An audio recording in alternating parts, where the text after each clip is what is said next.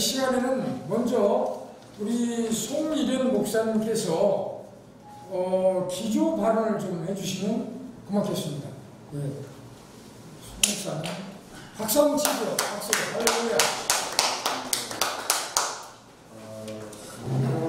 성경적인 교회 후임자 선택과 교회 운영적인 기준에 대해서 잠깐 말씀드립니다. 한국교회의 가장 큰 문제 중에 하나가 또 교회 후임자 문제입니다.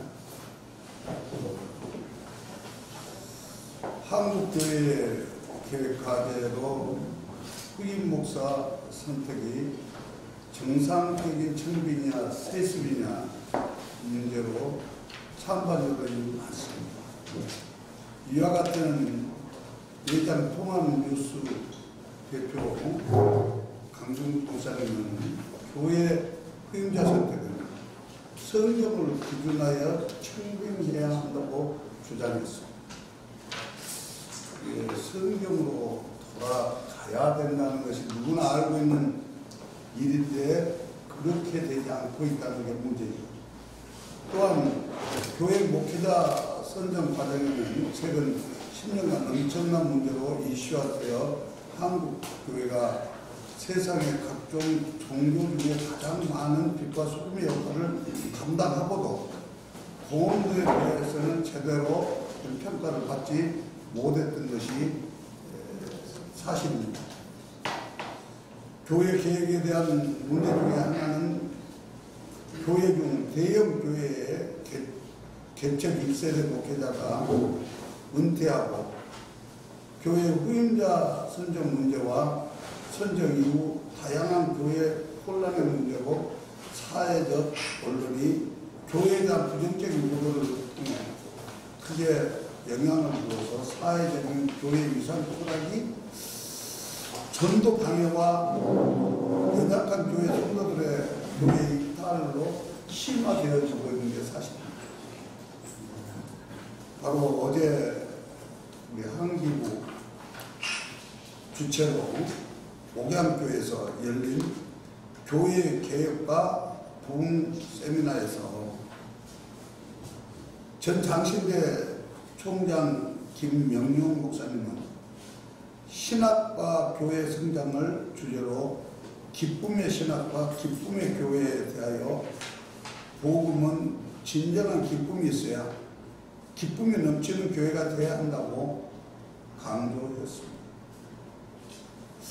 이 기쁨의 교회는 성경적인 요소, 성경으로 돌아가야만이 이게 가능하다는 것이 결론이었습니다. 아멘. 이와 관련 한기총, 한교변, 한기면, 장담 또는 성결, 순복음 교단 등의 현안 문제가 상당한 환란으로 교단 내외의 큰 문제로 대두되고 있고, 심지어는 기독 언론들뿐만 아니라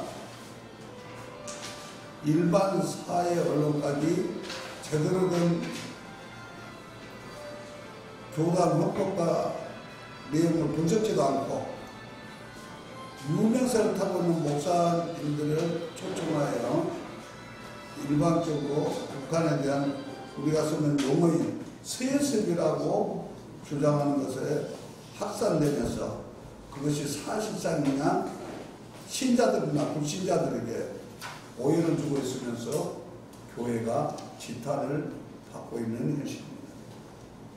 이로 인하여 한국교회 내 기독교의 위상은 상당 부분 추락시켰고 복음적인 교회 전도의 문은 가로막히고 있습니다. 조선 말기 이후 이 나라는 하나님 은혜를 가장 많이 입었고 국가나 사회에 좋은 일을 엄청나게 많이 했음에도 불구하고 평가는 제대로 받지 못한 상태에 있습니다. 제 개인적으로 모태신앙이기 때문에 저는 아주 어려서 모든 기억이 교회뿐입니다. 근데 교회에서 정말 우리는 많은 것을 혜택을 봤습니다. 한국 사회가 교회 혜택을 받다는 말과 같은 것입니다. 최경구 목사님은 성경으로 본 교회 후계자 선택에 대하여 바울의 후계자 디모데 선택, 이게 디모데전서 1장 18절에 바울은 디모데를 아들로 호칭했으며 이스라엘 공동체의 왕과 제사장의 혈육 계승으로 아론의 후손 제사장 다윗의 후손 왕으로 계승하였던 것입니다.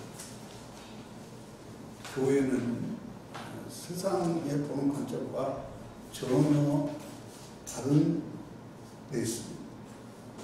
저는 여기서 이렇게 한 말씀 드리면서 말씀을 마치려고 합니다. 현재 한국에는 원로 목사님과 후임 목사님에 대한 문제로 심각한 교회가 많지만 한기총 여러 정경 대표자뿐만 아니라 명성계 금남교 등 아들의 후계자로 정상적으로 청빙을 받아 기쁨에 행복한 충만한 교회 안정적인 부흥을 이루고 있는 교회들이 많습니다. 저는 부흥사이기 때문에 많은 교회를 다니면서 부흥회를 했고 또 그 부흥회를 하는 곳에 가면서 보고 느낀 것들이 많은데 결론적으로 말하자면 계승한 교회는 저는 아들도 있고 사위도 있고 딸들도 똑똑한 딸들도 많이 있지만 저는 절대로 내 친동생도 나하고 나이가 15살 이상 차이가 나는 동생이 목사지만 우리 교회 안 물러줍니다. 저는 내 직계들에게는 물러주지 않아요. 그러나 분명히 한국 교회는 하나님의 뜻 성경을 위배함으로 인해서 위기를 맞고 있습니다. 무엇이냐?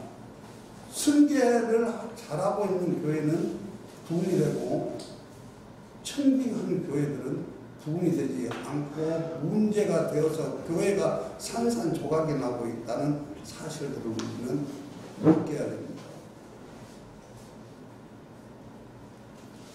저는 여기에서 승계란 말 하면서 한 가지 더 붙이자면 어느 날 갑자기 아들을 불러서 아니 자기 동생을 불러 친족을 불러서 한 3년 공부시켜 목사 안수 시켰고 교회를 물러준 것이 아니라면 어려서부터 아버지의 하시는 모든 것을 보고 정상적인 신학교를 다니고 정상적인 과정을 거쳐서 전도사 고시, 강도사 고시, 목사 고시를 본 다음에 그리고 당에서 또는 추천 다 되어서 정상적인 그 절차를 거쳐서 교회에 청빙되어지는 건 바람직한 일이요. 교회의 부흥을 이루는 일인데 그렇게 승계되어진 교회들은 지금 내 곁에서 보면 한 80%가 다 배가 성장이 되었습니다.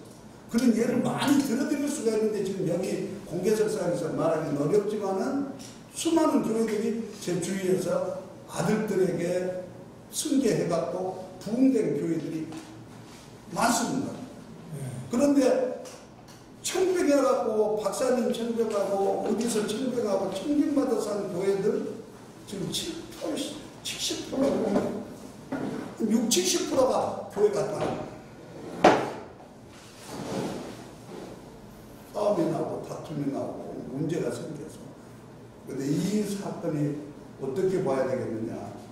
사탄은 절대로 교회가 성장되는 걸 못 찾습니다. 더더구나 주님이 오신 날을 우리가 예비한다는 때 사탄은 마지막 의문사자같이 발광을 하는데 교회도 공략합니다.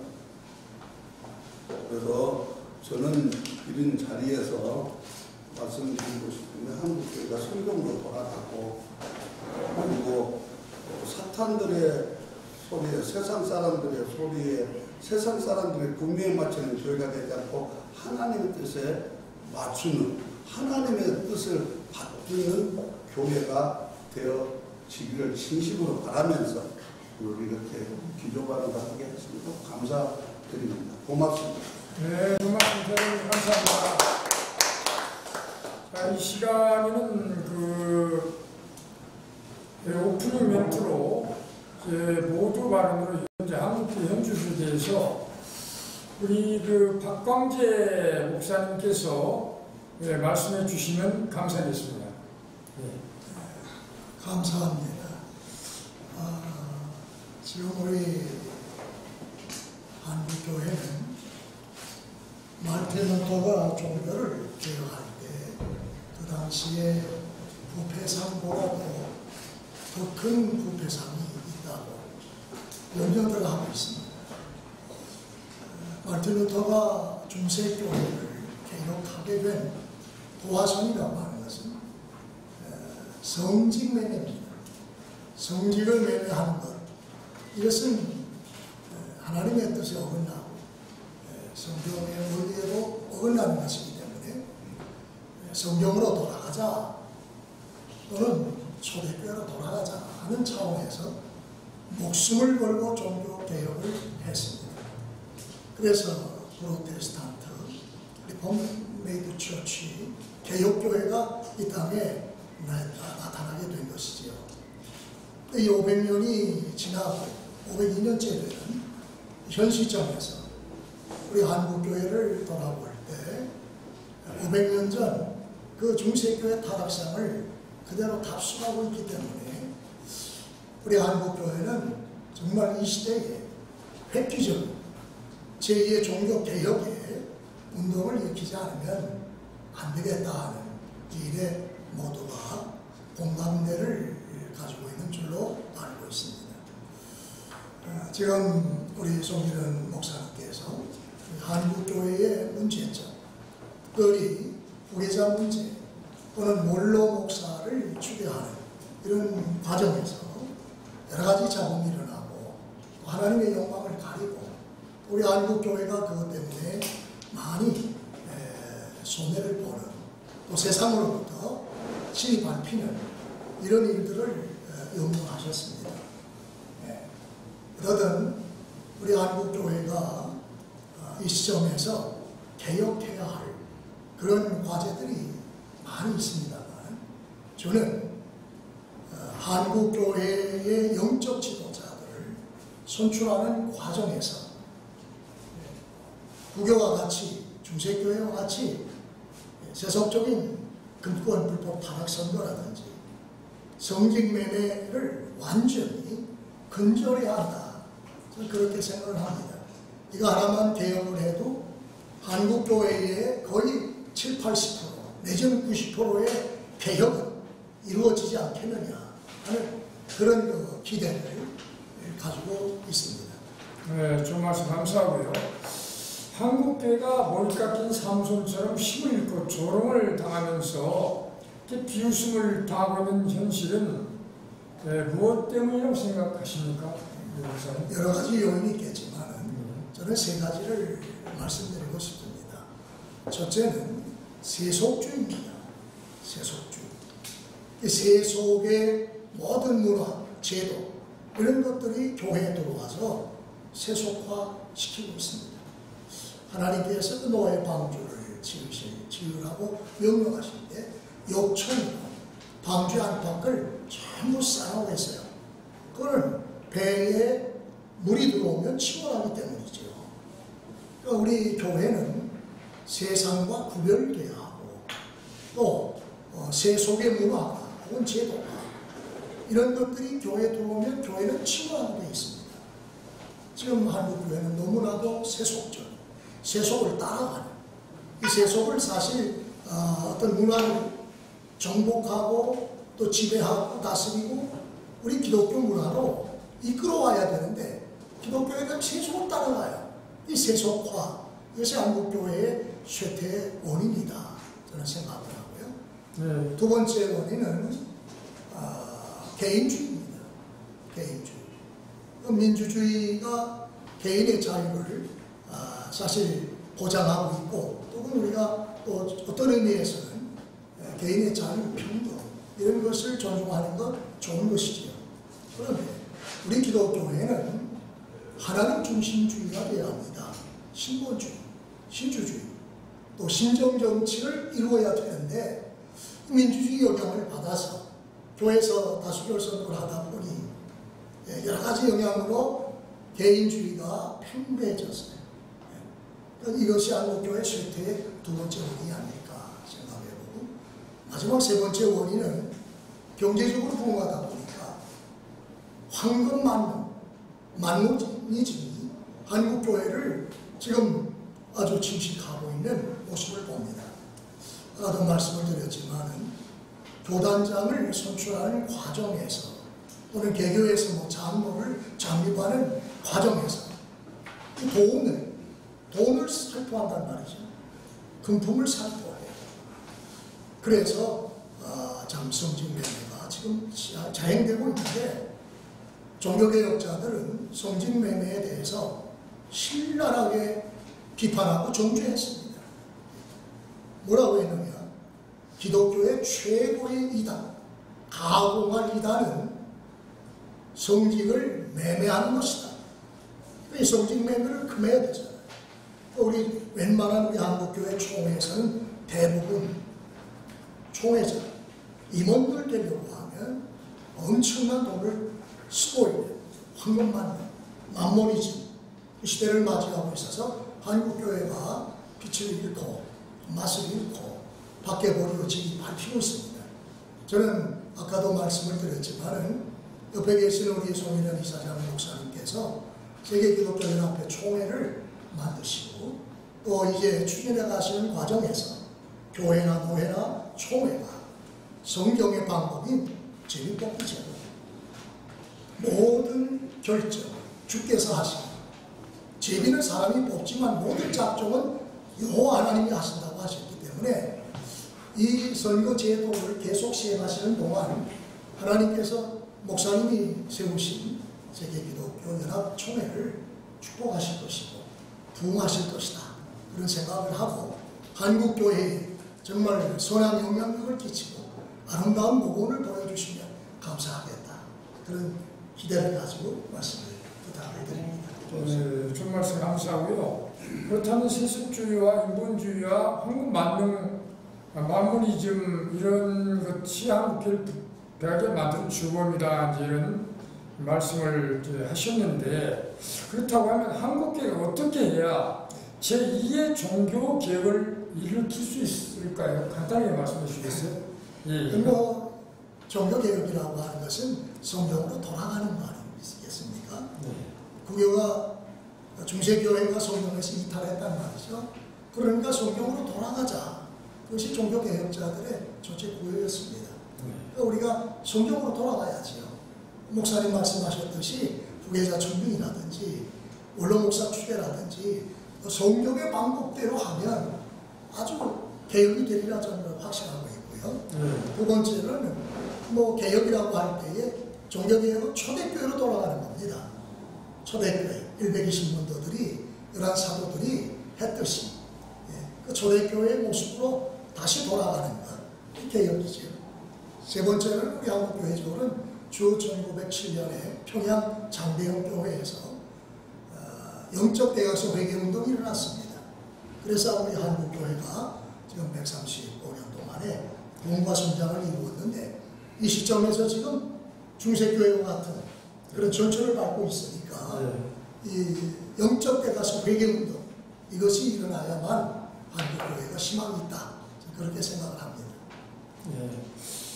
구체적인 것도 간단하게, 한국교회가 그러면 현 시점에서 최우선적으로 회개할 그 부분은 어떤 것이라고 생각하세요, 목사님? 아까도 언급을 했지만은 교단장 선출하는 선거 제도를 성경의 방법으로 초대교회 사도들과 120문도들이 적용하고 모범으로 보였던 성경의 제비뽑기 제도로 개혁해야 된다 생각합니다.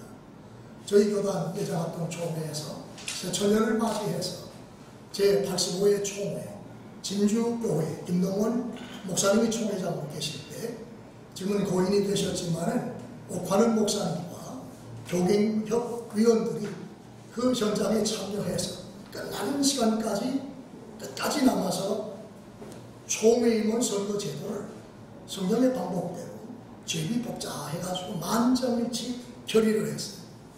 그리고 12년 동안 완전 제비뽑기 제도 하니까 오로지 기도하는 길밖에 없었습니다. 선거운동하는 그 방법이 오직 하나예요.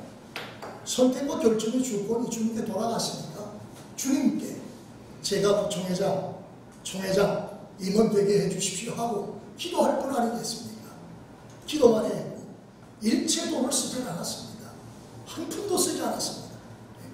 그리고 뭐 선거 거강꾼들에게 이끌려 다니지도 않고요. 하나님은 뇌물을 안 잡수시고 또 총중들도 뇌물을 받아야 될 이유가 없잖아요. 자기들이 주권을 행사할 때는 여기 표 몇 개 있다, 표 달라 해가지고 돈을 억지로 뺏어가듯이 참 이렇게 했지만 세속적 금권 불법 타락 선거가 그 당시에는 자행이 됐지만 새천년을 맞이해서 완전 제비뽑기 제도 할 때는 오로지 기도하는 것, 중심을 보세요. 하나님 앞에 자기의 양심을, 중심을 바로 세우기 위해서 선하고 의롭고 진실하게 살 수밖에 없었던 것이죠. 그러니까 이 제도로 다시 돌아가든지, 우리가 여러 선거 제도를 지금 계속 경험하고 있습니다. 민주주의에 의해서 500년 이상을 다수요 선거 제도를 직선제해왔고, 또 우리 예전학당 총회는 새천년을 맞이해서 12년 동안 완전 제비뽑기 제도를 했고, 거기에 또 불만을 가진 정치 세력들이 좀 제도를 바꿔보자, 우리의 주권을 뺏겼다 해가지고 제비뽑기 폐지하고 직선제로 돌아가려고 했지만은 12년 동안 제비뽑기 제도의 맛을 본 총대들이 폐지할 수 없다. 그러니까 절충안을 만들자 해가지고 절충안을, 그것은 다시 말하면 후보자가 두 사람 이상, 세 사람 이상 되게 되면 제일 먼저 1차적으로 제비를 뽑습니다. 두 사람을 제비 뽑아요. 그것도 무작위로 뽑는 게 아니고 선관위원회에 등록되면 피선거권 자격이 있잖아요. 엄격하게 심사를 하고 그 사람들 세 사람 이상 되면 제비를 뽑아서 두 사람을 천거합니다. 그러면 본회의에서, 총회 본회의에서 두 사람을 놓고 1,500명의 총대들이 나와서 제비를 다 뽑죠. 빨주노초 파란보 무지개상 언약의 무지개 색깔 7개 하나의 그 색깔에 1,000개씩 만들어서 7,000개를 만들어가지고 상황에 따라서 총대들이 다 나와 제비를 뽑고, 하나라도 많이 뽑힌 그 후보자가 최종적 부총회장 임원들로 선출되게 되었던 그런 사건이 있습니다. 그리고 절충안을 하게 되니까 절충안은 사실 제비뽑기 플러스 직선제거든요. 결론을 직선제로 하니까 직선제가 다름없어요. 그러니까 총대들이 최종 결정을 하니까 그때부터 또다시 금권선거가 머리를 들고 일어나는 겁니다. 왜? 나 치고달라. 한 5년 실시를 하다 보니까 이거 안 되겠다, 뭐 선거제도 다시 고쳐보자 하다가 또 제기고 정치권들을 폐지하려고 하는 거죠. 그러나 폐지를 못하고 2년 전 100일의 총회 때에 그러면 임원들에 한해서 목사부 총회장, 장로부 총회장, 부속이, 부회록속이, 부회계 5사람에 한해서 직선제를 해보자. 그래서 가기로 됐어요. 그러나 각 기관장들과 21개 상비부장들은 과거 절충안처럼 5년 동안 시행했던 절충안을 그대로 하자 해가지고 실시를 했는데요. 실시하는 첫해 102회 총회에 또다시 금권선거가 이제 임원선거에게 한 과정에 대입이 됐단 말이죠. 근데 이와 같은 사실을 요번 며칠, 한두 주 전에 기독신문에 박광배 교수가 신랄하게 비판했습니다. 102회 총회에서 임원들을 직선제로 했는데 지금 엄청난 돈을 썼다고 금권선거를 했다는 소문이 파다한데, 거기에 대해서 그 사실이라면 당사자는 회개해야 할 것이고, 사실이 아니면 정당함을, 자기의 정당함을 입증을 해야 될 게 아닌가.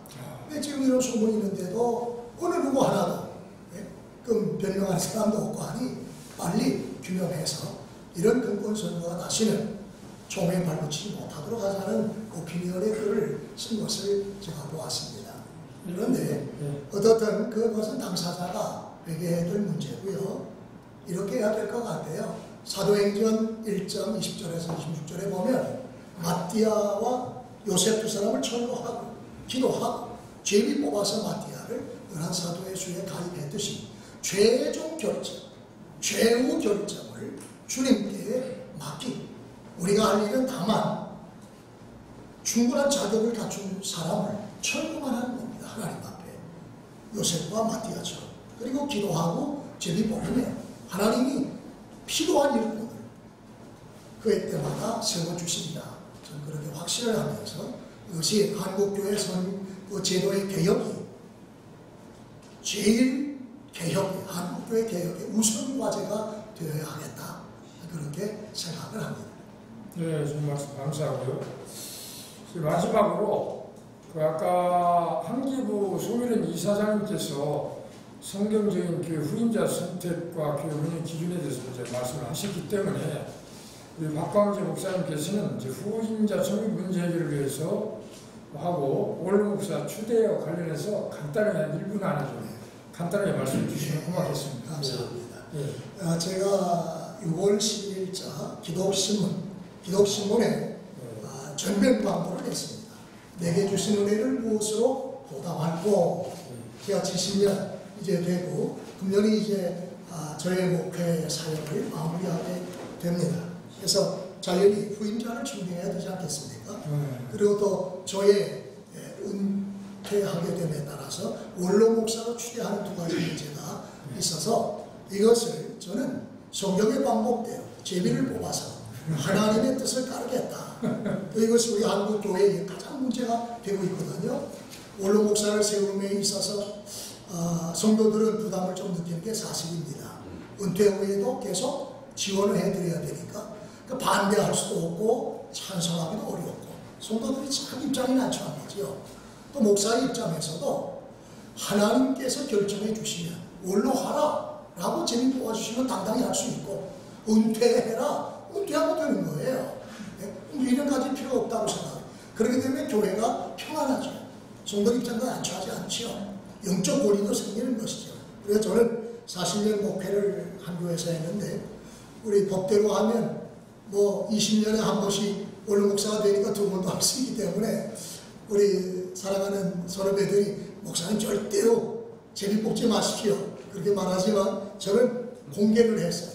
공개를 해서 나의 원로 목사도 제비 뽑을 것이다. 후임자 역시도 제비 뽑을 것이다. 그래서 영광교회 후임자 성령들은 제비 뽑아 준비합니다라고 광고를 했더니 2주가 됐는데 지금 사역을 마치고 돌아보니까 한 20여 명의 후임자들이 지원이 왔어요.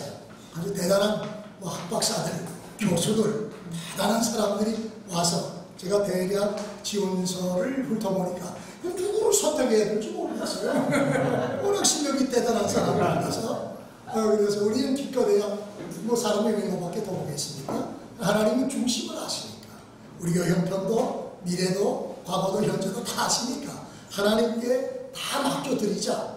우리 총리위원들은 들어온 지원서를 심도 있게 검사하고 그리고 최종적으로 3사람의 후보자를 하나님께 청구하자. 그리고 기도하고 제비 뽑도록 그렇게 저는 벌써 10년 전부터 기도해 왔고요. 또 우리 교회에 다 공감대가 돼서 그렇게 하면 결정이 됐기 때문에 10월 10일까지 이제 3개월 동안 서류 시사하고 10월 20일 날 공동회의를 열어서 최종적으로 추천된 3사람을 놓고 제비를 뽑게 되고 제비 뽑게 되면 그 결과를 하나님의 주권적 작정으로 믿고 순종하는 거죠. 어느 누구도 반대할 수 없는 것이죠. 사람이 결정을 했다면 반대할 수도 있어요. 하나님이 결정하셨는데 누가 반대하겠어요. 또 그리고 사실 이 모든 주권을 하나님께 돌린다는 것이 가장 중요한 목적이고 교회 공동체의 분쟁과 분열을 종식시키고 화해와 일치와 연합을 이룰 수 있다고 하는 차원에서 이 제도가 저희 교회가 하지만 모델을 저희가 모범을 보이는 한국교회 전체가 아마 따라오지 않겠는가 저는 그렇게 생각하고 이것이 한국교회 개혁의 최우선 과제다 그렇게 강조합니다. 네, 좋은 말씀 대단히 감사합니다. 우리 송일현 이사장님께서 성경적인 교회 후임자 선택과 교회 운영 기준에 대해서 아까 기조 발언을 아주 잘 해주셨고요. 우리 박광재 목사님께서 이제 인터뷰식으로 굉장히 재밌게 되고 인해서 한국교회가 모든 문제를 개혁의 가장 중요성에 대해서 상당히 아주 좋은 말씀 해주셨는데, 이 좋은 말씀에 대하여 우리 원리총 총재단장이신 우리 김용수 목사님께서 송현 목사님께 기조 발언과 박광재 목사님 인터뷰 관련 것에 대해서 논차를 좀 해주시면 고맙겠습니다. 제가 뭐 감히 뭐 참 너무 귀하신 말씀. 근데 제가 뭐 논차 못하고요. 뭐 어차피 말씀하시니까 제가 또 대답할 수밖에 없는 입장인데요. 실질적으로 구체적으로 한국교회 후임자 때문에 그동안에 많은 아름답고 귀한 공이 있음에도 불구하고 인정받지 못하는 우리의 현실입니다. 이러한 문제를 말씀하신 그대로 정말 교회는 그대로 기쁨, 평강, 은혜 그런 것이 있어야 되는데 불구하고 현실을 그러하지 못하다. 그래서 실질적으로 과연 계승과 청진 이런 것을 사례를 들어서 말씀해 주셨습니다. 성경에 근거하고 말씀에 근거하고 또 그에 따라서 실질적으로 청빙한 교회와 계승한 교회 또 여러 가지 그런 비교를 말씀해 주셔서 정말 거기에 공감도 하면서 또 말씀으로 정말 교회는 세상과 다른 이러한 하나님의 말씀의 셈이 있음에도 불구하고 그러지 못하는 현실을 바라보면서 이제 더욱 정말 성경으로 돌아가서 교회가 교회의 삶을 감당이 되겠다는 그런 말씀에서 귀한 말씀을 저는 느껴지고요. 또 이어서 우리 박광재 목사님 말씀 정말 이 시대에 제2의 종교개혁이 필요한 시대다. 우리 모두가 공감하고 있는 현실입니다. 그래서 그런 많은 문제 중에서 가장 귀한 개혁을 얘기한다면 많은 것이 있겠습니다만 또 저도 많은 걸 의논할 수 없겠고요. 바로 후임자 또는 분권 선거, 타락 선거 이런 것들이 많은 문제가 있다 이런 말씀 지적해 주셨습니다.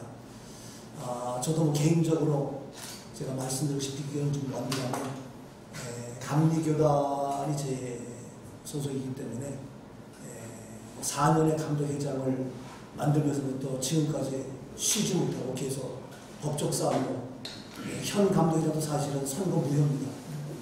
선거무효면 아예 감독 자격도 없음에도 불구하고 또 그대로 감독회장의 직무를 수행하고 있습니다. 어디까지가 이게 옳은 건지 지금도 계속해서 그런 싸움 속에서 벗어나지 못하고 그러니까 본인은 살지 모르겠지만 계속 감독을 하고 또 자기는 영웅이 될지 모르겠지만 교계의 많은 자들에게 끼치는 그 영향은 이루 말할 수 없습니다. 우리는 가만히 있어도 그 피해가 우리 한국교회 전체에 오는 우리 현실이기 때문에 이러한 모습 이것을 개혁하는 것 말씀한 대로 정말 우리는 청구하되 마지막 최종은 하나님의 주권을 인정해서 하나님께서 뽑도록 이렇게 하는 것이 바람직하지 않겠느냐라고 하는 말씀을 해주셨습니다.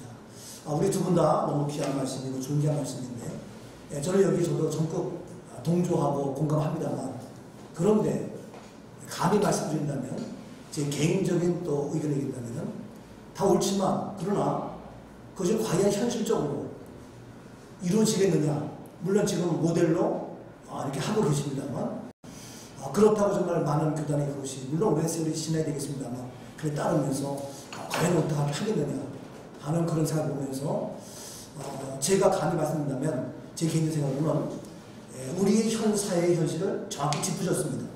그 외에 많은 문제가 있습니다.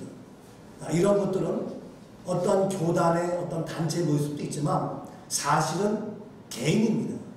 자기 자신의 욕심, 자기 자신의 욕망, 자기 자신의 교만, 자기 자신의 여러 가지 그런 개인 이러한 것이 있기 때문에 저는 우선적으로 이러한 일을 하기 위해서 아까 물론 1907년에 대각성 해경동단이 왔습니다만 개인이 변하지 않고 개인이 교육되어지지 아니하고 훈련되어지지 않고 영성으로 무장되지 않고 말씀으로 무장하지 않으면 나는 말씀으로 사는데 너는 왜 그렇게 안 해? 라고 하는 탓을 돌리는 목사님은 다 지금 얘기한 이런 걸 공감하고 있습니다. 모두가 다 썩었어, 잘못됐어, 세수가 됐어, 금권이야, 타락이야 다 얘기하지만 실제 자기가 부딪히면 자기는 그 길을 걷고 있습니다. 너희 잘못돼서 하면서 자기는 그 일을 하면서 자기는 전혀 해당부 생각하고 그걸 걷고 있습니다. 개인이 변화되지 않고는 하나님은 반드시 그때마다 말씀한 대로 노아 한 사람, 그러나 노아는 여호와께 은혜를 입었더라. 노아를 통해서 놀라운 역사를 해줍니다. 아브라함 갈대우를 떠나서 고향집을 떠나서 무산숲에 떠나서 그 계획을 통해서 일하셨습니다. 누가 보냈던 모세는 그 길을 걸어갔습니다. 누가 보냈던 사도 바울은 감옥에 갇혀도 그 길을 걸었습니다. 오늘날 저는 개인적으로 생각합니다. 조난에서 많은 사람들 앞에서 같이 어울리려고 왕따가 되지 않으려고 같이 먹고 마시고 혀를 치덕거리는 거 저는 반대합니다. 하나님이 내가 너를 모른다 하면 끝납니다. 목사 세계에서 왕따가 되십시오. 교단에서 왕따가 되십시오.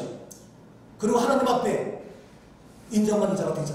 저는 그러고 싶습니다. 오늘 엄마들이 우리 애가 학교 가서 왕따 당해요 라고 했는데 나는 왕따 되라고 얘기해요. 우리 청년들이 취직하면서 왕따가 돼요. 주여 앞에서 같이 어울려야 되기 때문에 저는 왕따 되라. 물론 우리가 본이 되게 됩니다. 본이 되는 건 중요하지만 우리가 이 마지막 때에 정말 내가 말씀을 지키기 위해서 나 한 사람 한 사람이 변화되지 아니하면 여러 가지 문제는 어렵다. 그래서 들으면서 우리 두 분 목사님 너무 귀하게 한 분 한 분 내가 정말 이렇게 변화되겠다는 그런 각오가 되시고 이제 제 복귀 실제 내가 은퇴하면서 이렇게 하겠다. 또 내가 이렇게 세계 중을 만들어서 이렇게 하겠다는 그런 모습. 저도 감히 성경도 다 맞습니다. 성경대로 돌아가야 됩니다. 기준은 성경입니다. 기준이 성경이 아니면 다 잘못된 겁니다. 오늘날 문화가 기준 타락입니다. 오늘날 세상의 기준 잘못된 겁니다. 근데 어느 시대건 어느 때건 누구에게나 동일하게 완벽한 기준은 영원한 진리의 말씀 예수 그리스도 복음 진리 말씀밖에 없습니다. 그 말씀으로 돌아가자 하고 있습니다만 안 되고 있습니다. 왜? 자기의 유익, 자기의 이권, 자기의 욕심 때문에 안 돌아가고 있습니다. 말씀이 우선되지 않습니다. 그래서 내가 손해가 나도 말씀으로 돌아가야 됩니다. 예수님은 내가 손해가 나도 그 길을 걸으셨습니다. 죽으셨습니다. 그리고 살렸습니다. 저도 내가 죽어도 내가 희생돼도 내가 손해라도 살린다면 그 길을 갈 수 있는 그 길을 했는데 이러한 개인의 결단이 이런 개인의 판단력이 잘못되고 있습니다.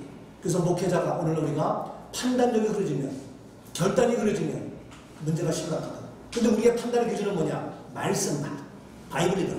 성경의 기준에 판단해서 해야 되겠다 싶어서 귀한 말씀으로 감사해요. 그런 의미로 제가 감히 이 시간에 제가 말씀의 기준에서 잘못된 것 정도의 차이는 있습니다. 교단마다 선거법 다 정도의 차이는 있지만 정말 100% 미안하지만 90% 이상 잘못된 것이 바로 장례입니다. 그런 유배된 문화 전통에서 유교적인 샤머니즘적인 불교적인 그러한 전통 오천 역사 속에서 장례식은 이거는 완전히 잘못다가 마지막 가서는 귀신 달려드는 이런 엉망진창이 되기 때문에 저는 저 혼자 일을 하면서 지금 많이 확산되고 있으면서 학교 강의를 통해서 지금 한 70년 정도가 지금 졸업하고 있습니다. 그래서 저는 부족하지만 나도 직장사다가 저한테 부름받아서 우리 교도 교회지만 어떻게 하나 앞에 바르게 이 시대에 쓰임받을 것인가. 왜 하필이면 이 시대에 불렀는가. 이 시대에 이러한 썩어져서 잘못된 것을 쓰여서 바르게 하나 앞에 말씀들을 지키라고 해서 저는 많은 말씀이 있지만 가장 귀한 것 부활에 초점을 둬서 마지막 부활 실천시라고 마지막 우리는 사는 거다, 살리는 거다, 생명이다, 영원한 천국이다. 실제로 바로 우리가 천국 환송으로 이러한 예식이 이루어져야 되겠다 해서 저는 개인적으로 이런 제2의 그런 마음, 존경하는 마음을 가지고 제가 하면서 오직 성경입니다. 저는 똑같습니다만 그리고 오직 성경에서 뭡니까? 부활입니다. 성경에 어려운 사람 도와주고 병든 사람 고쳐주고 많은 문제들 저도 신유도 하고 사회봉사도 합니다. 그러나 가장 중요한 건 바로 부활이 실제가 될 수 있도록 부활 실천신학을 해서 제가 마지막 장대가 천국 환송으로 용어를 바꾸고 용품을 바꾸고 예식을 바꾸고 문화를 바꾸는 일을 제가 감히 하고 있습니다. 기도주시면서 우선부터 제가 많은 곳 공조하고 동감하고 같이 기도합니다만 또 저에게 주신 은사들어서 저는 이거 하나 이것이 계속된다면 정말 나머지도 바르게 되지 않겠나 싶으면서 이렇게 하기 위해서는 부족하지만 우리 한 분 한 분 나부터 한 분 한 분이 정말 말씀에 붙잡힌 바 되어서 주신 은사와 능력 따라서 나 개인의 욕심이 아니라 하나님의 선을 위해서 우리가 헌신해야 되지 않겠는가 이렇게 말씀드리면서 간단하게 또 길게 말씀드렸습니다. 네, 감사합니다. 우리 한기부 송일의 이사장님과 또 우리 박광재 목사님, 우리 김원수 목사님 세 분이 아주 굉장히 교회 개혁의 성조로 돌아가야 된다. 저는 이제 그 좋은 말씀으로 이렇게 결론을 맺게 해주셨는데 박수로 뜨거운 목사님께 감사합니다. 예, 우리 송일현 목사님께서 한 말씀 더 하시겠다 합니다. 예, 말씀 주시죠. 저는 오늘 우리 목사님 두 분을 서로 교제는 하고 있으면서도 신중하고 들어본 적이 없었어요. 우리 특히 김 목사님이 설교하신다 해서 내가 오늘 또 목사님 설교 드릴 겸 이렇게 해서 이제 우리 정 목사님 아주 정의로운 모습 속에 내가 얘기를 오게 되었고 맞는데 오늘 이 자리가 결코 우연은 아니다 싶은 생각이 들어요. 왜 그러냐면 영적인 감지가 느끼는 게 있잖아요. 우리 목사님하고 앞으로 대화를 많이 해야 될 것에 됐고 우리 김 목사님하고도 더욱더 많은 대화를 해야 되겠는데 오늘 이렇게 결론을 저는 드립니다. 오늘 이 자리로 인도해 주시는 것은 저를 뿐만 아니라 우리의 만남을 하나님께서 해 주신 것이다. 저 오늘 여러 가지 어려운 시간을 다 갑자기 되어서 여러 가지 다 지금 물리치고 왔는데 와서 보니까 하나님이 인도하셨고 시대적인 사명을 감당하게 하시려는 첫 음성을 들어요. 그래서 이제 저는 개혁은 오늘 하루에 이루어지는 것이 아니고 지금부터 시작되었다면 이게 계속 작은 물이 큰 물을 이루듯이 작은 물방울이 바위를 뚫듯이 오늘 이 작은 모임이 하나님의 거 지금 25년을 혼자서 외치던 소리를 여기서 다 듣고 있습니다. 혼자서 해서 그래서 지금 백석 같은 데도 제가 9가지를 제시했는데 7가지가 지금 실천되어지고 있습니다. 이런 것들을 보면서 한국교회 하나님께서 다시 성령의 바람을 부시고 새 부흥을 이루시되 사람 많은 부흥이 아니고 정말 우리 심령의 부흥을 이루는 시대를 이루어서 참된 크리스찬들이 우리 어렸을 때 예수쟁이들이 우리 예수쟁이 소리를 듣고 자랐어요. 그래서 그게 가장 싫었었는데 그것이 지금 보니까 가장 좋은 소리였어요. 이 예수쟁이가 되어지는 일들을 이제 우리가 이 모임을 통해서 이루어지기를 바라고 교회 음성을 듣고 가는 것 같아서 오늘 여러분들의 만남도 정말 감사했고요. 여러분들 부족한 사람을 이렇게 서울대에 계셔서 정말 감사해요. 여러분들의 하나님 은총 함께 하시길 바라고 만날 때마다 내가 밥은 사줄게. 질의 시간을 좀 하겠습니다. 네, 감사합니다. 잠깐만요. 지금 시간이 6시 지금 다 돼가니까 간단 명료하게 질문하고 대답도 간단하게 부탁드리겠습니다. 예. 박광재 우리 목사님은 지난번에 총신회 총동문회장 하시고요. 또 신문에 방금 4시간처럼 제가 보고 정말 너무 감명받았습니다. 이 시대에 정말 표상이나 이런 목사님이 계셔야 된다. 제 개인적으로 생각합니다. 제가 이제 단답입니다. 길게 이미 이거에 대한 건 이미 토론을 많이 다 하고 있어요. 딸 설명도 필요 없어요. 만약에 우리 박 목사님이 명성교회 당회장이신 상황에서 아들님을 부임으로 이제 됐다 이런 상황을 처했을 적에 그렇게 하셔도 청빙하기 전에 제비 뽑기를 해갖고 리스트 올려서 그렇게 할 근데 이 가상입니다. 그렇게 할 용의가 있습니까? 있다면 왜 그렇게 하시는지. 제가 인터넷상으로 우리 김사월 목사님과 김하나 목사님에게 여러 번 이메일을 보냈습니다. 목사님께서 그 기도를 잘 들어주셨다고 했으니까 또 성도들이 80, 90%가 다 원하니까 하나님은 살아계시고 기도를 들으시는데 세수됐다는 소리를 들으시면서 이렇게 어려움을 당하시기보다는 가장 공평하고 차등 없이 김하나 목사님과 또 다른 한 목사님을 첨부해놓고 사도들처럼 마띠아를 제비 뽑듯이 그렇게 하시면 어느 누구도 목사님의 결정에 대해서 오해하거나 비판하거나 비난할 수 없을 것이다. 그러나 여러 번 제가 했는데도 저는 무응답이 있어요. 예. 그러면 이제 물론 교인이 원하니까 또 교회법에 의해서 교인들이 원하니까 그대로 밀고 나가신 거죠. 근데 그것이 다른 이들에게는 이제 오해도 받게 되고 비난의 대상이 되기 때문에 좀 아쉬울 뿐이지. 네. 그러나 종교인들이 원했다면 우리가 그 결과에 순종하는 것이 민주시민으로서의 도리다 생각하고 제비를 뽑으면 전혀 오해받을 이유가 없어요. 가장 투명하고 결정을 하나님이 하세요. 알겠습니다. 그 다음에 송 목사님한테 묻겠습니다.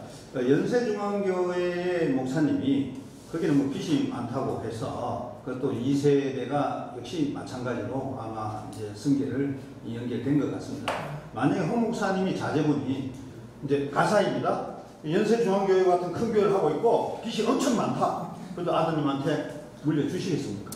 아들이 없지만 만약에 물려주겠습니다. 물려주시겠습니다. 이거 감명받습니다. 단답님, 현재 지금 우리 또 김원수 목사님께서 기감은 이미 다 큰 교회들이 다 세습을 다 했어요. 그 세습 끝난 것도 아닌데 세습 방지법을 만들었어요.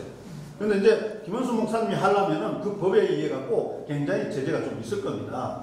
있다고 봐요. 그러나 법을 피해가면 얼마든지 할 수 있어요. 왜냐면 딴 교회 갔다 교차를 해라. 갔다가 데리고 오면 되니까 일단은 딴 데 보냈다가 내거 하고 저쪽하고 바꿔치기 하면 되니까 다 피할 수 있어요. 하고 있죠. 하고 있죠.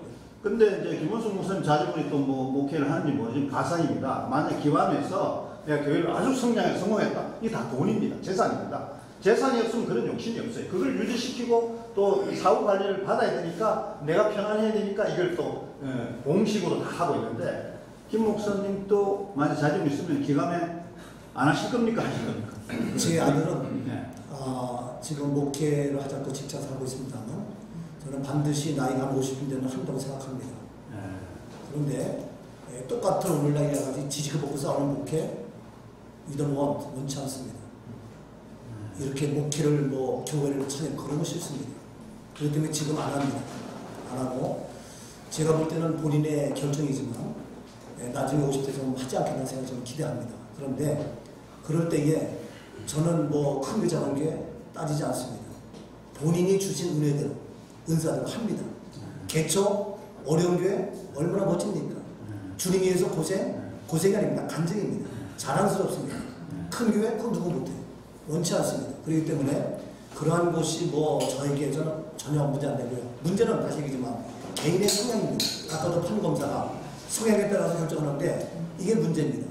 더 중요한 것은 법이 중요합니다. 시스템이 참 중요합니다. 근데 개인의 성향들이 법을 자기 유력에 만듭니다. 성교법을 유력에 만듭니다. 동세법을 만듭니다. 이게 문제입니다. 판사들이 법을 국회에 만듭니다. 오늘은 교육법 그렇게 만듭니다. 자기 유리하게. 은퇴가 70세다. 더 하자. 왜? 자기가 더 하고 싶으니까. 다 개인의 욕심입니다. 이게 문제입니다. 네이스 프로그램. 개인이 잘못돼. 개인이 고쳐지지 않는 한 시스템이 안 바뀌어주고 시스템이 있는 한 만들어도 자꾸 여러 가지 잘못돼 만들고 문제가 큽니다. 저는 그렇기 때문에 가장 중요한 건 나 하나. 우리 하나가 바로 서서 하면 된다. 이래서 가지면서 정말 굉장히 감사합니다. 네, 잘해주셨습니다. 마지막으로 한 분만 더 질문 받을까요? 간단하게. 네, 아시아 기독교 방송 안정욱입니다.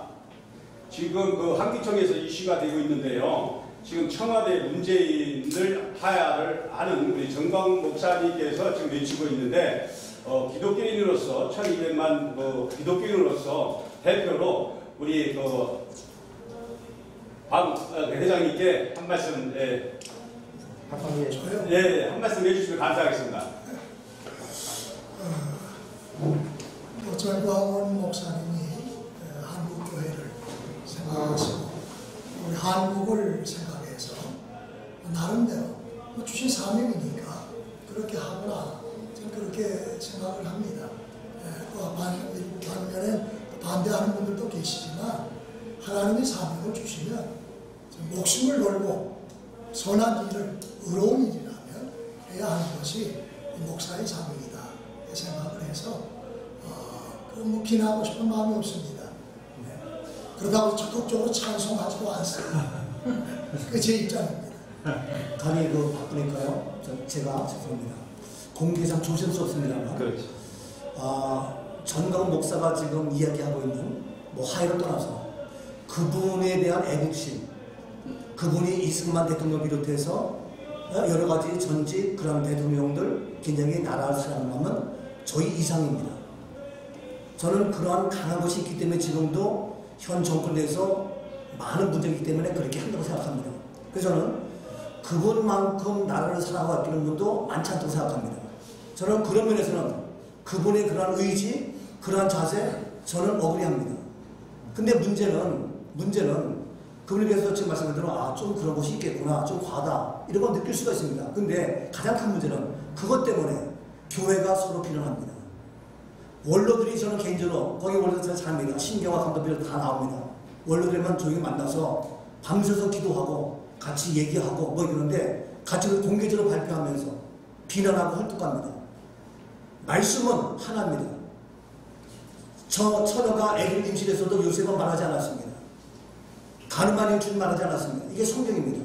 근데 계속해서 교회가 지금 완전히 가기 있기 때문에 저도 판단이 어렵습니다.